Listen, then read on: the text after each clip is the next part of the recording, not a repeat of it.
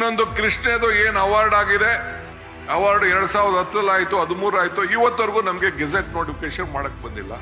ಅವತ್ತು ಇದು ಮಹಾರಾಷ್ಟ್ರ ಅವ್ರು ಒಪ್ಕೊಳ್ತಾರೆ, ಈಗ ಬಂದು ತೆಲಂಗಾಣ ಅವರು ಆಂಧ್ರ ಅವರಿಗಾಲೆ ನಾವು ಸುಪ್ರೀಂ ಕೋರ್ಟ್ಗೆ ಹೋಗ್ತೀವಿ ಅಂತೇಳಿ ಅವರು ಒಂದು ಅಬ್ಜೆಕ್ಷನ್ ಹಾಕಿ ನಿಂತಿದ್ದಾರೆ. ಇನ್ನೊಂದು ಮಾದಾಯಿ ತೀರ್ಪು ಬಂದಿದೆ, ಏನೋ ಒಂದು ತೀರ್ಪು ಬಂದಿದೆ, ಆ ತೀರ್ಪನ್ನ ಮಾಡೋಣ ಅಂತಂದ್ರೆ ಫಾರೆಸ್ಟ್ ಅವ್ರ ಕೈಲಿ ಇರೋದು ಒಬ್ಬ MP ನಮ್ಮಲ್ಲಿ 28 ಜನ MP ನಮ್ಮ ಸೆಂಟ್ರಲ್ ಗೌರ್ಮೆಂಟ್ ಇವತ್ತು ಒಂದು ತೀರ್ಪು ಕೊಡಕ್ ಆಗ್ತಾ ಇಲ್ಲ. ಫಾರೆಸ್ಟ್ ಕ್ಲಿಯರೆನ್ಸ್ ಇವತ್ತು ಕೊಡಕ್ ಆಗ್ತಾ ಇಲ್ಲ. ಟೆಂಡರ್ ಕರೆದು ಬಿಟ್ಟಿದೀವಿ. ಟೆಂಡರ್ ಕರೆದಾದ್ಮೇಲೂ ಕೂಡ ಅದನ್ನ ನಾವು ಇಂಪ್ಲಿಮೆಂಟ್ ಮಾಡಕ್ ಆಗ್ತಾ ಇಲ್ಲ. ಈ ಮಧ್ಯದಲ್ಲಿ ನಾನು 5 ಸತಿ ಹೋಗಿದ್ದೀನಿ, ಮಂತ್ರಿನ ಭೇಟಿ ಮಾಡಕ್ ಹೋಗಿದ್ದೀನಿ, ಎಲ್ಲ ಆಗಿದೆ, ಅದು ಕೂಡ ಮಾಡಕ್ ಆಗ್ತಾ ಇಲ್ಲ.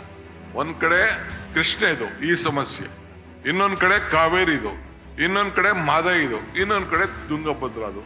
ಹೆಂಗೆ ನಾವು ನಮ್ಮ ರಾಜ್ಯದ ಹಿತವನ್ನ ನಾವು ಕಾಪಾಡಬೇಕು?